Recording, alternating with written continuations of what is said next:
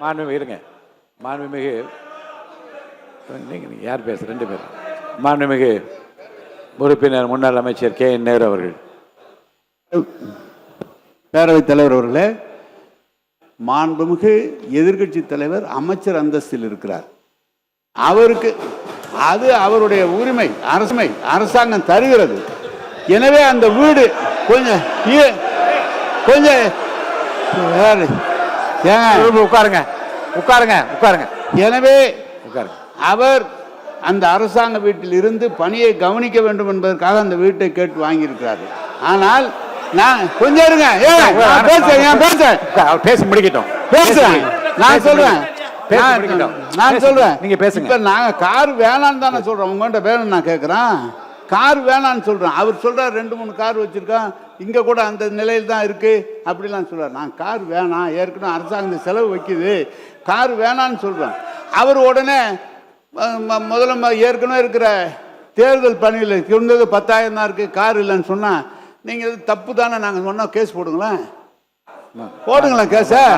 ஏங்க உண்மைதானே சொல்றேன். உண்மை தேர்தல் நிற்கும் போது கொடுக்குற அவிடவிட்ல என்ன இருக்காதான் அதை கொடுக்க முடியும்.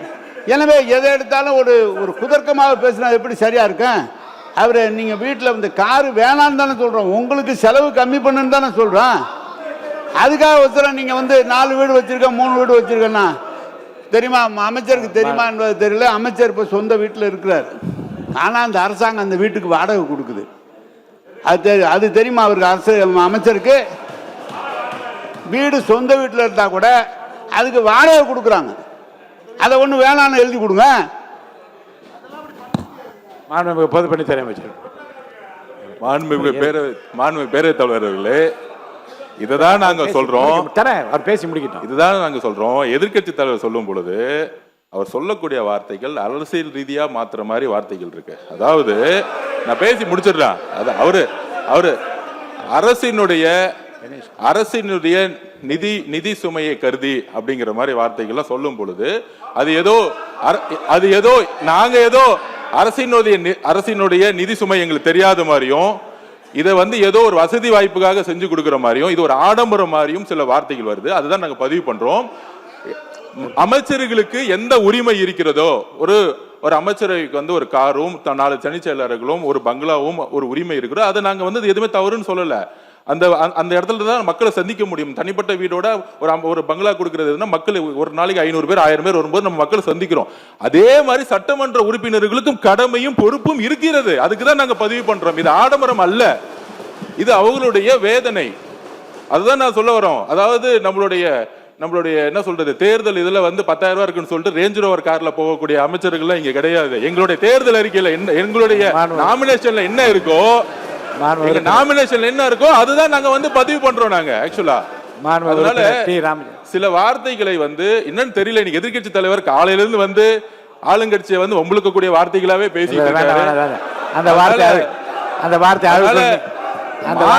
மானிய கோரிக்கைப்படி அந்த வார்த்தை அவைக்குள் நீக்கப்படுகிறது. உறுப்பினர் டி ராமச்சந்திரன் பேசுங்க. அவங்க கருத்து சொல்லுங்க. இல்ல கம்யூனிஸ்ட் கட்சி சார் அவங்க சொல்லுங்க, உங்க கருத்து சொல்லுங்க. மாண்புமிகு பேரவைத் தலைவர்களே, சொல்ல வைக்கிறேன்.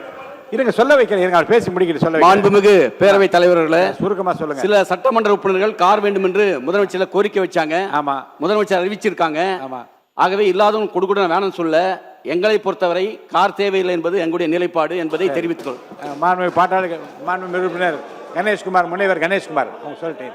மாண்புமிகு பேரவைத் தலைவர் அவர்களே, ஒரு சட்டமன்ற உறுப்பினருக்கு மக்கள் பணி செய்வது என்பது மிக அவசியமான ஒன்றுதான். அவர்களுக்கு கார் என்பது ரொம்ப முக்கியமான விஷயம். ஏன்னா கார் வந்து அனைத்து கிராமங்களுக்கும் சென்றடைவதற்கும், இப்ப என்னுடைய தொகுதியெல்லாம் எடுத்துட்டீங்கன்னா 330 ஊராட்சிகள் கிட்ட இருக்கு. அதெல்லாம் போய் பார்க்கணும்னா பொருளாதாரத்தில் பின்தங்கிய சட்டமன்ற உறுப்பினர்களுக்கு கார் என்பது ரொம்ப அவசியம் தான்.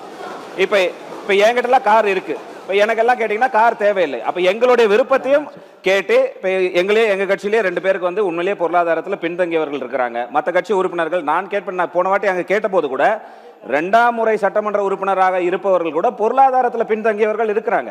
அப்போ பொருளாதாரத்தில் பின்தங்கி இருப்பவர்களுக்கு யாருக்கு உண்மையிலேயே கார் தேவையோ அவர்களுக்கு வழங்கலாம் என்பதுதான் எங்களுடைய கருத்து.